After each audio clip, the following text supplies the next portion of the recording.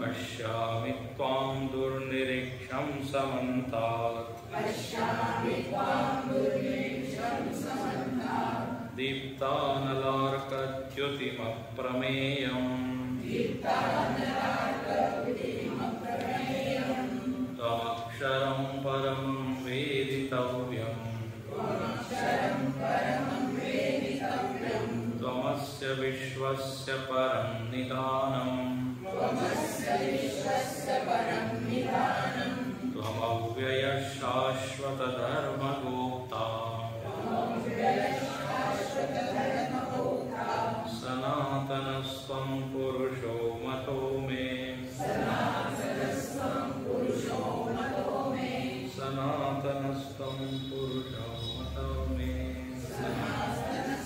पुरुषो मतो मे। भगवंतानी इथे विश्वरूप अर्जुनाला दाखवलं। जगामध्ये जे काही आहे ते सगळं काही परमात्म्यामध्येच आहे। एकमेव आश्रय किंवा आधार भगवंत आहे।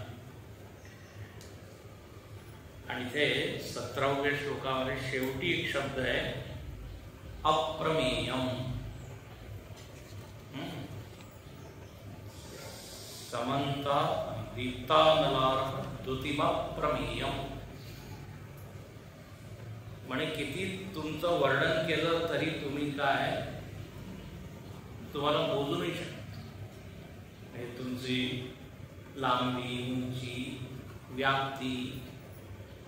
अप्रमेय शब्द माहिती आहे का? प्रमेय म्हणजे ज्याला आपण बोलू शकतो। शंकराचार्य म्हणतात न प्रमेयम अप्रमेयम अशक्य परिच्छेदम इत्यर्थ। याचा परिच्छेद शक्य नाही। परिच्छेद शब्द ऐकलेला आहे तुम्ही? सीमा, मर्यादा। कारण छेद म्हणजे काय? कापण असतं। तर आपण देशाने, स्थळाने, वस्तूने एका वस्तूला कापतो म्हणजे त्याला मर्यादित करतो। देशामध्ये आपण त्याला छिन्न भिन्न केलं म्हणजे तू एवढंच आहे। जसं आपलं घर आहे तर देश परिच्छेद। मग दुसरं म्हणजे काळ। सगळ्या वस्तूंचं काय एक आयुष्य आहे ना, वय आहे, लाईफ। एका विशिष्ट काळानंतर ती वस्तू राहत नाही। म्हणजे काय काळाने त्याला तुम्ही जणू काही कापून छिन्न भिन्न केलं। परिच्छेद संस्कृत शब्द परिच्छिन्न। देश काळ वस्तू परिच्छिन्न। परमात्म्याला सोडून सगळ्या काही वस्तू देश काळ वस्तू परिच्छिन्न। त्यालाच एक दुसरा शब्द देतात अपूर्ण। जे काही स्थळ, काळ, वस्तूमध्ये परिच्छिन्न आहे ती वस्तू अपूर्ण। आणि याच्या उलट जी वस्तू आहे मग तिला काय म्हणू? पूर्ण। पूर्ण म्हणजे अपरिच्छिन्न। एक आणखी शब्द आहे पूर्णसाठी अनंत। अनंत म्हणजे ज्याचा अंत होत नाही। एका विशिष्ट काळामध्ये, स्थळामध्ये, वस्तूमध्ये। चौथा शब्द म्हणजे अप्रमेय। आपण प्रत्येक वस्तूला स्थळ काळामध्येच मोजतो। किती लांब आहे म्हणे आम्ही प्लॉट घेतलाय, किती बाय कितीचा आहे। तर इथे भगवंताची म्हणजे भगवंताला कोणत्याच प्रकारची मर्यादा नाही। अशक्य परिच्छेदम असं अर्जुनाने पाहिलं।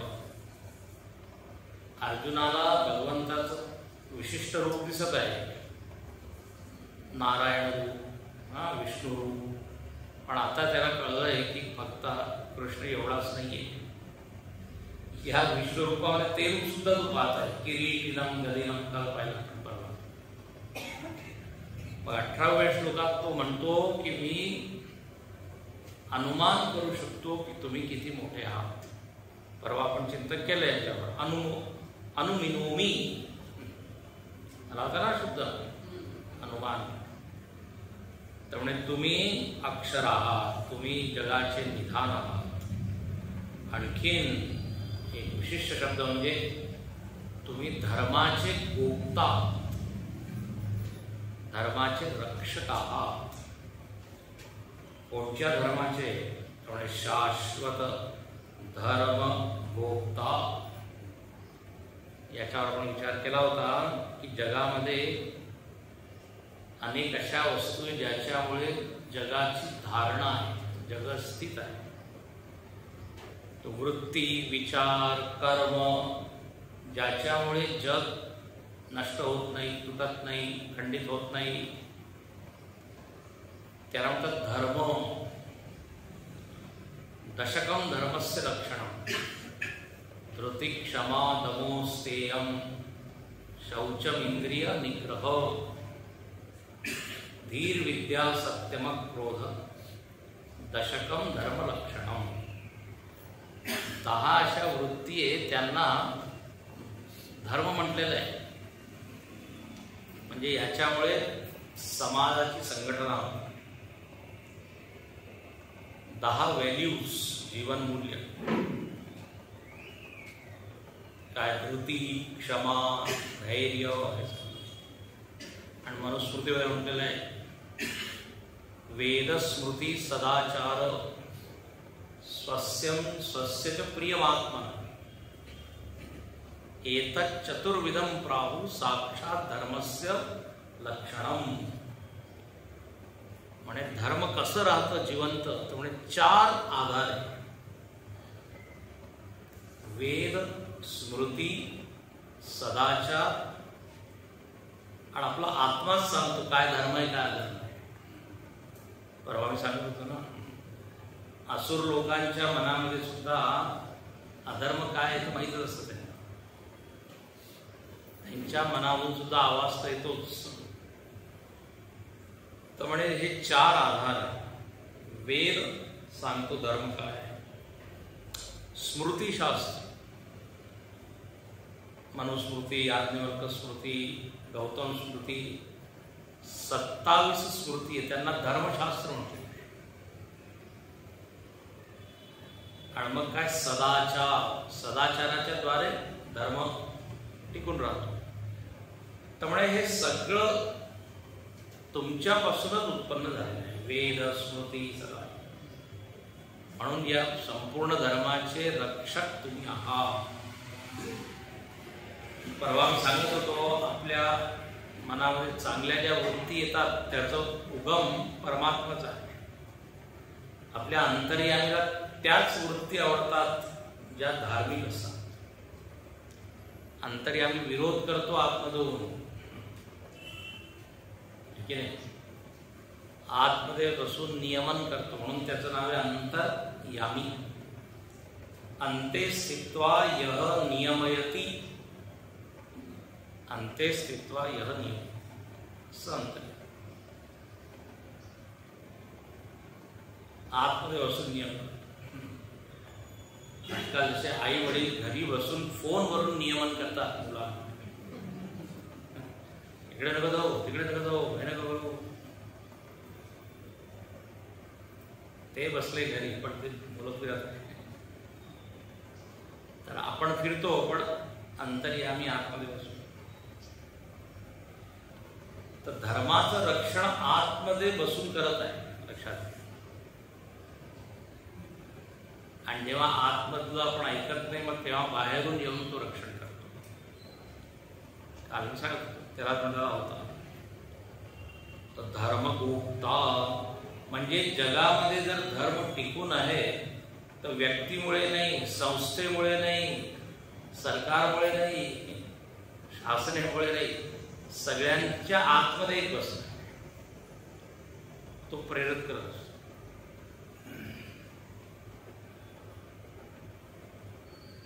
धर्मगुप्ता. अच्छा, आणि एक आणखी नाही, शाश्वत धर्मगुप्ता याचा अर्थ असा आहे, प्रत्येक वस्तूचा एक एक धर्म आहे. पाणीचा धर्म आहे, पाण्याचा धर्म आहे की, अग्नीचा धर्म, वायूचा धर्म. तर जगामध्ये सगळ्या वस्तूंचा धर्म आहे. हा धर्म बनवला कोणी की नाही? सूर्याला कोणी सांगितलं तुम्ही प्रकाश देत? तर धर्मगुप्ता हे शाश्वत धर्म आहे. सगळ्या वस्तूंमध्ये एक एक एक एक स्वभाव आहे त्याचा, म्हणून त्याला नाव दिलं शाश्वत. सनातनंत पुरुषो मतो मे. तुम्ही सनातन आहात, सनातन चिरंतन. हिंदू धर्माचं खरं नाव काय आहे? सनातन. आजकाल सगळे सनातन जास्त करतात. सनातन शब्दावरती प्रचार करतात, चांगलं आहे. सनातन आपला धर्म जो आहे एका व्यक्तीद्वारे काय त्याची सुरुवात केलेली नाही. त्याला काय म्हणू? अपौरुषे वेद आहे आणि अपौरुषे धर्मही आहे. म्हणजे ईश्वरकृत, म्हणजे ईश्वरापासून उत्पन्न. असं आपण म्हणू शकतो की शंकराचार्यांनी हिंदू धर्माची सुरुवात केली. अनादि आहे. प्रत्येक धर्माचा एक त्याला काय म्हणतात एक शब्द आहे, संस्था. प्रेषक, धर्म संस्थापक, प्रपोगेट एक असतो. मोहम्मद साहेब आहे किंवा ईसा मसीह आहे. तर एका व्यक्तीवर धर्म हा अवलंबून नाही. तर सनातनम म्हणतो.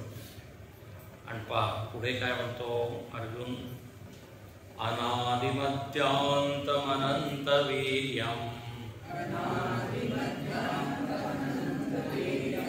अनंतबाहुं शशिसूर्यनेत्रम् पश्यामि त्वां दीप्तहुताशवक्त्रम् स्वतेजसा विश्वमिदं तपन्तम् अनादिमध्यांतमनन्तवीर्यम्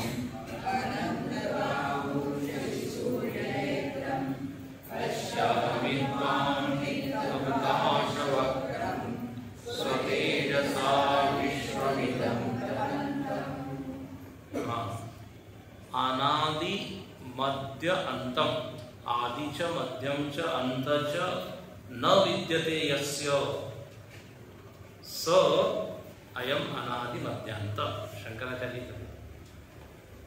ज्याचं आदि मध्य अंत सांगू नाही शकत, पाहू नाही शकत, त्याला म्हणतात अनादि मध्यांतम अनंतम. तर कुठे देवाची सुरुवात आहे?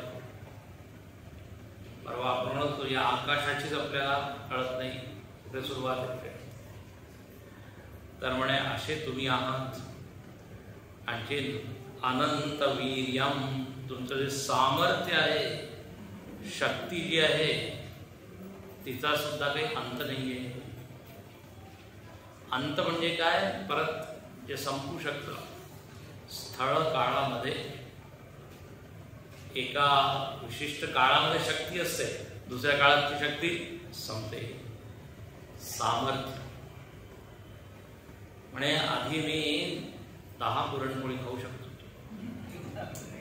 आता नाही. 10 आधी मी 10 किलोमीटर चालू शकतो, आता 10 पावलं चालणं म्हणजे. आपलं सगळं वीर्य काय? अंतम. आता नाही करत. ते दिवस वेगळे होते. जी व्यक्ती भूतकाळाबद्दल बोलत आहे म्हणजे ती व्यक्ती वयस्कर झाली. तिच्याकडे सांगायसाठी भूतकाळच. आम्ही असं करत होतो पण आता काय आहे, आता अनंत वीर्यम, इथे असं काहीच नाहीये. देव आजही तेवढा शक्तिमान आहे जो आधी होता तेवढा. नाही म्हणे आता कलियुगे आता भ्रष्टाचार वाढलाय, दुराचार वाढलाय, देवाला त्यांनी काही फरक नाही. आजही जर साधना केली, भक्ती केली, देव तेवढाच आपल्याला मिळू शकतो. देवाबद्दल अनेक वेळा सांगितलंय, एकाच वेळी तो देव सगळ्यांना पूर्ण रूपेण प्राप्त होऊ शकतो. देवाचे असे विभाग नाही करू शकत की एकाला देवाचं दर्शन झालं तर दुसऱ्याला नाही होणार.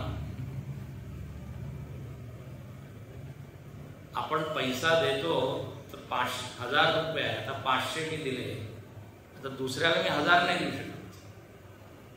काय दिले? 500. देवामध्ये कधीच आलं होतं ना, व्यय होत नाही, जमा खर्च नाही. सगळ्यांना एकाच वेळी, म्हणून रामाचं वर्णन येतं, सगळ्या वानरांनी एकाच वेळी असा अनुभव केला की देव आमच्याकडे बघत आहे, असं वर्णन. एवढे जे वानर आहे देवाने बघितलं, सगळ्यांना वाटलं आमच्याकडे बघत आहे. आता हे कसं होईल? अनंत आहे दृष्टी सगळी. शक्तिपात, सगळ्यांना असं वाटलं आमच्यामध्ये भगवंताने जणू काही दृष्टीच्या द्वारे शक्तिपात. याचा दृष्टीपात संस्कृतमध्ये शब्द आहे. आपण जेव्हा पाहतो तेव्हा म्हणतात दृष्टीपात. तर दृष्टीनेच त्यांनी शक्तिपात. सगळे वानर एकदम नाचू लागले, त्यांना एकदम एनर्जी, ऊर्जेचा अनुभव झाला एकाच वेळी, एकेकाला नाही. तर अनंत वीर्यम, अनंत बाहू, किती भुजा आहे भगवंतामध्ये. तर अर्जुन म्हणतोय बापरे, मोजू नाही शकत. त्यांनी बहुतेक प्रयत्न केला असेल, 1, 2, 3 सोडून देते. अनंत बाहू, अनंताः बाहवो यस्य. आणखीन तो काय पाहत आहे की भगवंताचे सूर्य आणखीन चंद्र आहे, आणि सूर्य आणि चंद्र जणू काही भगवंताचे डोळे आहेत. शशी सूर्य नेत्रम, आपण म्हणतो नेत्र ज्योती. नेत्रामध्ये एक सामर्थ्य आहे प्रकाशन करण्याची, ती मंदावते हळूहळू. कॅटरॅक्ट वगैरे होतात, मोतियाला ते बाजूला करावं. तर इथे देवाचे नेत्र काय आहे? त्यामुळे सूर्याचे, आणि ते नेहमीच दिव्य तेजाने प्रकाशमान आहे, तळपत आहे.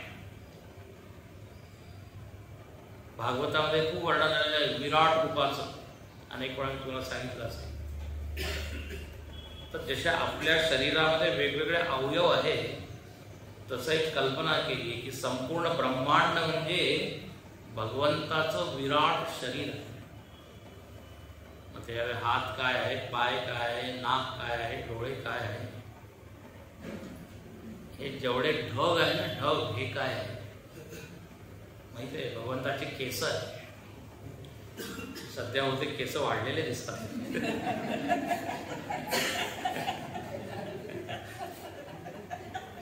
पाऊस पडला की केस.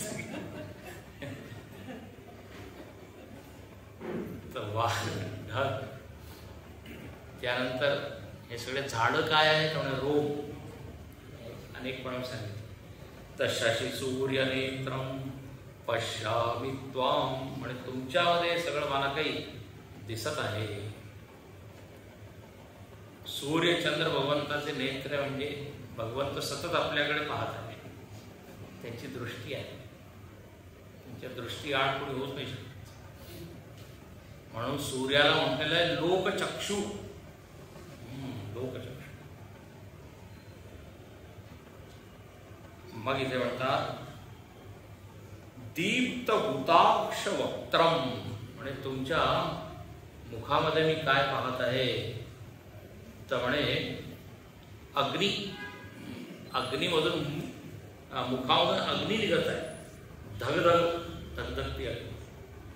आणखीन मी पाहत आहे की तुम्ही पूर्ण जगाला काय करत आहात म्हणे उष्मा देत आहे, तापत आहे सगळं काही. संपूर्ण ब्रह्मांड मी पाहत आहे. विश्वमिदं तपंतं स्वतेजसा. म्हणजे आता काय हळूहळू अर्जुनाला भगवंताचं जरा वेगळं रूप दिसत आहे. अधरम मधुरम वदनम मधुरम नाही, म्हणजे हे तुमचं काही वेगळंच रूप दिसतंय मला. आणि हळूहळू भगवंत अजून भयानक झालेलं. देव म्हणतो मी सगळ्या रूपात आहे, सौम्य रूपात आहे, उग्र रूपात आहे, शांत रूपात आहे. जशी गरज पडते तसं रूप घेतो. आता अचानक काय पाहतो तो अर्जुन की भगवंताची उंची किती, हाईट. आता पहा, ध्यावा पृथिव्योर हृदमंतरम हि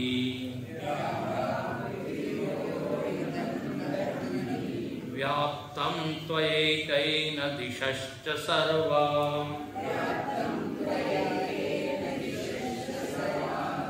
दृष्ट्वाद्भुतं रूपमग्रं तवेदम् लोकत्रयं प्रवर्तितं महात्मन्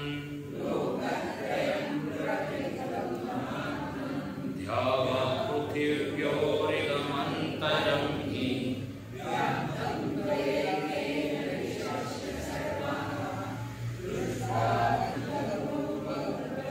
तवेदं लोकत्रयं. हे महात्मन, अर्जुन भगवंताचं नाव परत परत म्हणतोय, महात्मन तुम्ही खूपच महान आहात. महात्मा जनरली आपण साधू संन्यासींना म्हणतो, पण इथे तो म्हणतोय तुम्ही एवढे मोठे आहात की आता तुम्हाला सुद्धा म्हणण्याची इच्छा होत आहे की तुम्ही महान आत्मा आहे. महान आत्मा, महात्मा. शंकराचार्य महात्मा शब्दाचा अर्थ इथे लिहितात. महात्मा म्हणजे कोण तर म्हणे अक्षुद्र स्वभाव. खूपच छान शब्द, एक शब्द आहे अक्षुद्र स्वभाव. क्षुद्र म्हणजे काय? खालचं, छोटं, लहान, निम्न. म्हणे ज्याचा स्वभाव श्रेष्ठ आहे, उत्तम आहे, ज्याचं अंतःकरण व्यापक आहे. आपण म्हणतो ना मोठ्या मनाचं, मोठ्या मनाचं, नॉट नॅरो माइंडेड. समुद्राप्रमाणे व्यापक चित्त ज्याचं आहे. तर आता इथे साक्षात तू पाहत आहे भगवंत, किती तुम्ही मोठे आहात. महात्मन म्हणे तुम्ही व्याप्त केलंय सगळं. काय व्याप्त केलंय तर म्हणे ध्यावा पृथिव्योर इदमंतरम ही व्याप्त. ध्यावा म्हणजे ध्यव म्हणजे स्वर्ग आणि पृथ्वी आणि यामधलं जे अंतराळ आहे, आकाश, हे सगळं काही तुमच्यानी भरलेलं आहे. म्हणजे देवानी 1 इंच जागा दुसऱ्यासाठी ठेवली, सगळ्यांनी तो भरलेला आहे. सुवर्णाचं दागिनं असतंच, कुठेही तुम्ही टच करा काय सुवर्ण, ठोस, सॉलिड. म्हणे असं इथे काहीच असं नाहीये जिथे मी तुम्हाला पाहतो. आता पहा किती विचित्र गोष्ट आहे. जे नास्तिक लोक आहेत त्यांना देव कुठेच दिसत नाही, आणि जे भक्त लोक आहेत अशी कोणतीच जागा नाही त्यांना दिसत नाही. किती वेगळी दृष्टी. तर व्याप्तम व्याप्तम जगत्येन चिदात्मभाव. आपण शिडकाव पाहिजे. तर म्हणे तुम्ही व्याप्त केलेलं आहे. अंतरिक्षम, अंतर म्हणजे अंतरिक्ष. त्वया एकेन व्याप्त.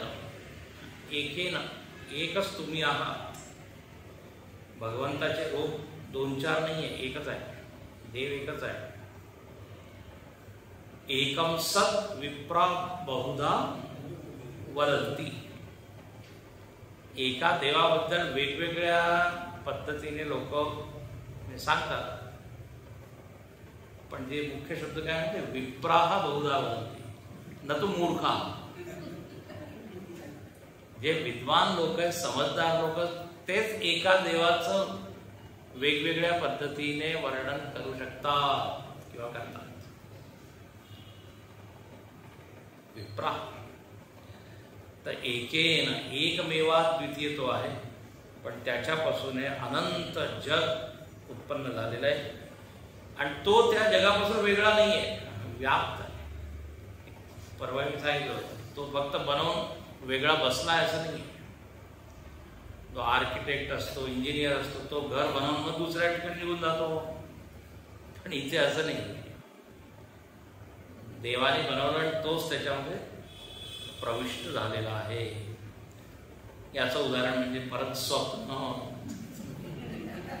स्वामी एकदा तर स्वप्न आलाच पाहिजे प्रवचन. आपण स्वप्नाची निर्मिती करतो, आपणच त्याच्यामध्ये प्रविष्ट होतो, व्याप्त होतो की नाही. असं हे उदाहरण सगळं सिद्धांत तुम्ही त्याच्याद्वारे समजू शकता. वेदांताचे सगळे सिद्धांत. म्हणून वेदांतासाठी स्वप्न फारच महत्वाची गोष्ट. तत्वैकैन दिशाश्च सर्वाः, तुम्ही सगळ्या दिशांमध्ये व्याप्ता. 10 दिशा, ईशान्य, वायव्य, नैऋत्य, आग्नेय, पूर्व, पश्चिम, उत्तर, दक्षिण, ऊर्ध्व, अध. त्यामुळे सगळ्या ठिकाणी तुम्ही. आणि अर्जुनाला हे आश्चर्य वाटतंय. आतापर्यंत मला वाटतं तुम्ही एवढे लहान आहात. दृष्ट्वा अद्भुतम रूपम, तुमचं हे रूप अद्भुत आहे, अविश्वसनीय आहे, अकल्पनीय आहे, अनाकलनीय आहे. आकलन होत नाही. पण त्याच्यामध्ये काय, आता अर्जुन पाहतो की त्यानं सौम्यता नाही आहे. उग्रम तवेदम. आता पहा ना, डोळ्यावर सूर्य चंद्र आहे, मुख अग्नी आहे, तर सगळं काय उग्र रूप आहे. आणि तो काय म्हणतो, देवा तुमच्या या अशा ज्योतिष स्वरूपामुळे, अग्निरूपामुळे लोकत्रयम प्रव्यथितम,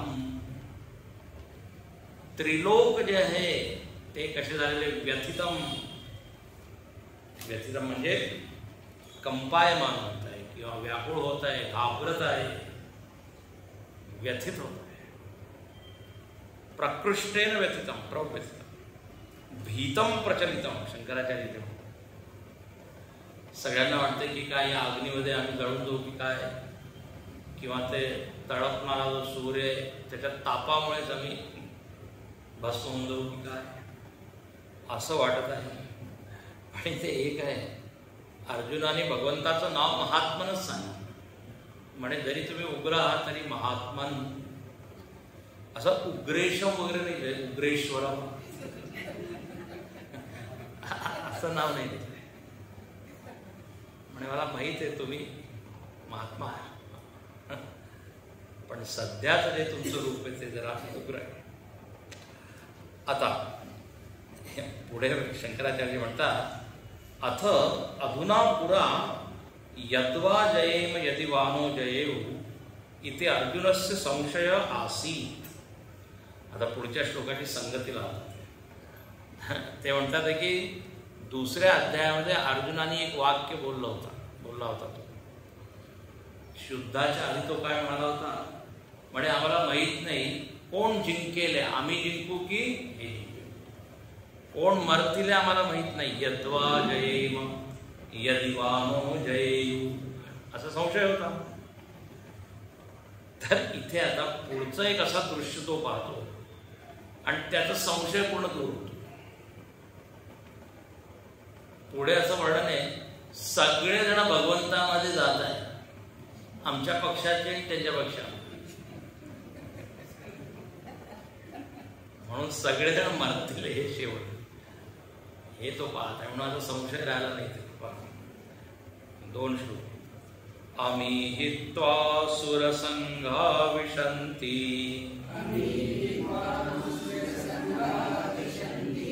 केचित् भीता प्राञ्जलयो गृह्णन्ति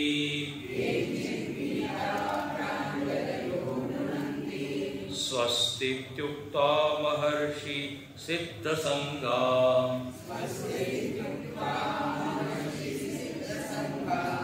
स्तुवन्ति त्वां स्तुतिभिः पुष्कलाभिः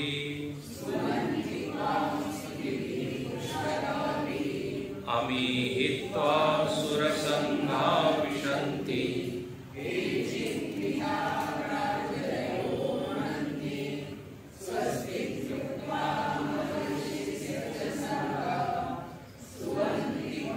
स्तुतिभिः पुष्कलाभिः. तो काय पाहतो? अमी अमी हित्वा.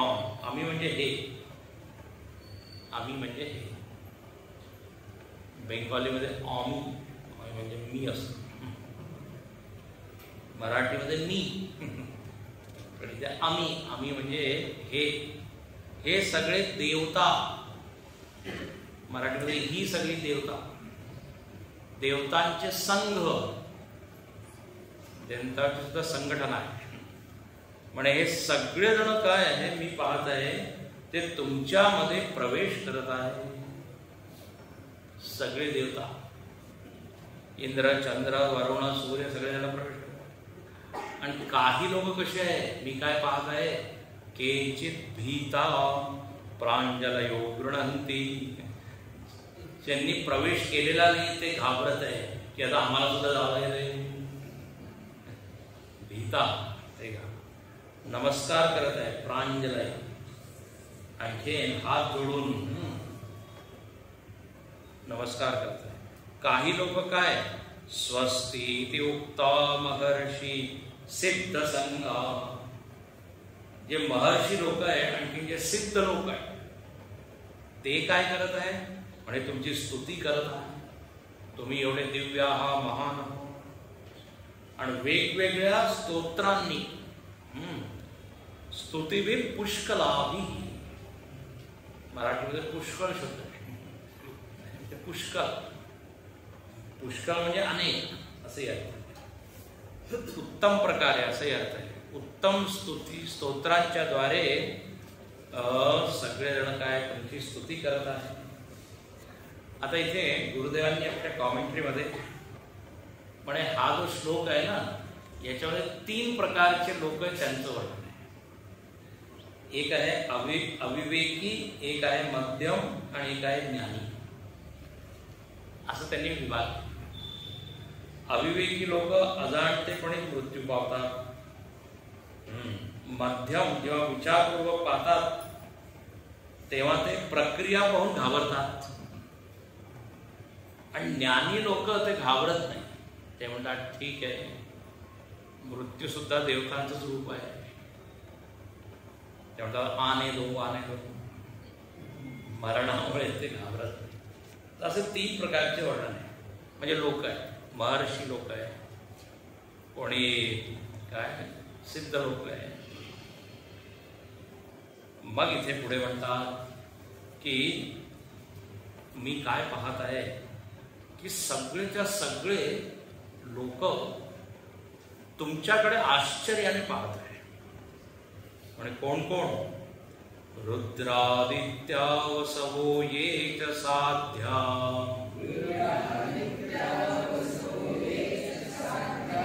विश्वेश्विनो मरुतश्चोष्मपाश्च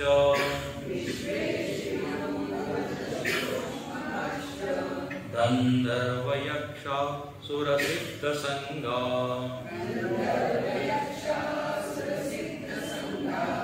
वीक्षन्ते त्वा विस्मिताश्चैव सर्वे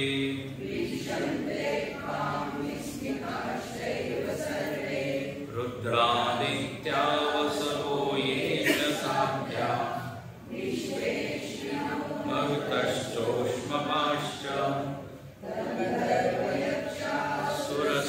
संगा वीक्षन्ते काम विस्मिताः।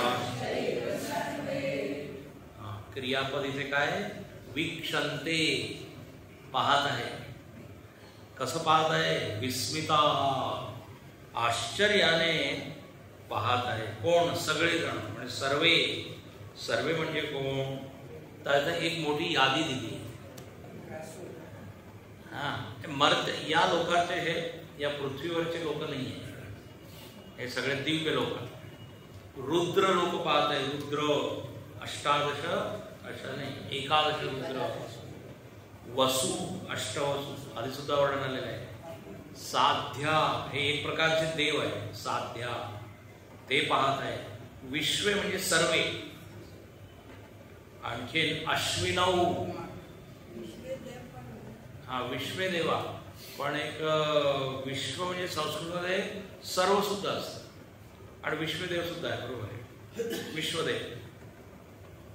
तर विश्वदेवा आपण राजाधिराजा म्हणतो त्याच्यामध्ये.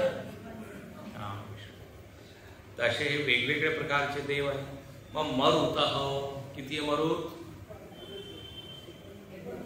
49. चलत मरे 49. मी सांगितलं होतं तुम्हाला, लंका दहन हनुमंताने केलं जा 49 प्रकारचं वारं चालू आहे. बहुतेक काल परवा आहे, त्यापैकीच एखाद दोन असेल. त्यांनी झाडं, फांद्या वगैरे एवढंच. आपण म्हणतो थंड वारं चालतं, ब्रीज म्हणतात, त्यात झुळ म्हणतात. आणि कधी तुफान, चक्रवात, वायूचे प्रकार. तर मरुतः. आणि काही लोक कोण आहे म्हणजे उष्मपाः. उष्मपा लोक सुद्धा तुम्हाला पाहत आहे. आणि उष्मपा कोण आहे? उष्मपा पण छान आला शब्द आहे. उष्म वस्तूंना जे पितात, उष्म हे पितर आहे. पितर ते श्राद्ध वगैरे गरम गरम म्हणजे काय पिंडदान वगैरे करतात, ते येतात. उष्म अन्नाचं सेवन करतात. उष्मपा, उष्ण वस्तूला पिणारे.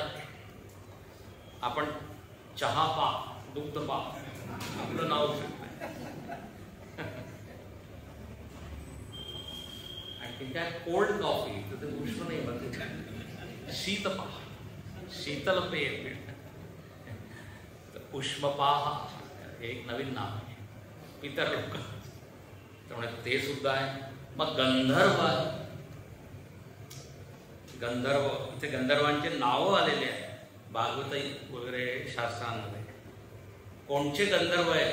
आणि हा हा हु हु गंधर्वाचं नाव आहे. हु हु नावाचा गंधर्व होता. तो ग्राह झाला होता, ज्याने गजेंद्राचा पाय धरला होता, माहिती ना तुला.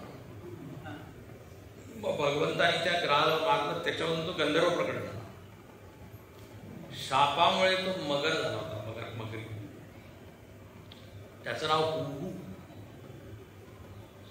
हा हा हु, कारण हे गंधर्व लोक हा हा करतात ना, हा म्हणून बहुतेक तुझं नाव झालं असं. जाणारे लोक.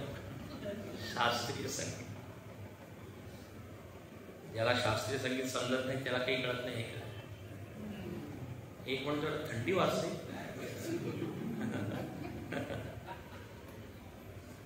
हा हा हु गंधर्व. मग यक्षाः. अर्जुन काय पाहत आहे? यक्ष लोक भगवंताकडे पाहत आहे आश्चर्य दृष्टीने. आता यक्षांचा राजा कोण? कुबेर. कुबेर प्रभृत आहे शंकराचार्य, कुबेर वगैरे. मग असुराः, अनेक राक्षस आहेत, ते सुद्धा पाहत आहे. म्हणजे असुर कोणचे? कारण विरोचन प्रभृत आहे. विरोचन वगैरे वगैरे. आता विरोचन आहे, बळी आहे, राजा बळी, विरोचन, अनेक अनेक असुर झालेले आहेत. ब्रह्मदेव आणि विरोचन दोघं वेदांत शिकायला गेले होते, माहिती आहे तुम्हाला. इंद्र आणि विरोचन ब्रह्मदेवाकडे, ती गोष्ट आहे. तर ते शंकराचार्य एकेकाचं नाव देतात. यक्ष म्हणजे कुबेर, गंधर्व आहो, असुर विरोचन, मग सिद्धा. आता सिद्ध लोक कोण आहे म्हणे कपिलादय. त्यांना कपिल ऋषी, कपिल मुनी झाले सिद्ध, तर म्हणे ते सगळे आहे. याप्रमाणे हे सगळे आश्चर्य, म्हणजे जी दृष्टी कशी आश्चर्य वृत्तीने पाहतो की एक देव असे कसे असू शकतात, एवढे मोठे, आणखीन असे तापणारे. विस्मय आपण, जी वस्तू आपल्याला बुद्धीने कळत नाही माहिती आपण कसं आश्चर्य परवा सांगितलं. आणि मग इथे पुढे आता उद्या आपण पाहू रूपम महत्ते बहुवक्त्र नेत्रम. आणि असं भयानक रूप अर्जुन पाहू लागला. त्याच्यामुळे काय म्हणे मला असं वाटतं संपूर्ण लोक जे आहे ते भयामुळे घाबरत आहे. भयेन प्रव्यथिता. पुढच्या श्लोकामध्ये आणि शेवटी काय म्हणतो माहिती आहे, म्हणे फक्त लोकच घाबरत नाहीये, अहम मी सुद्धा आता घाबरत आहे.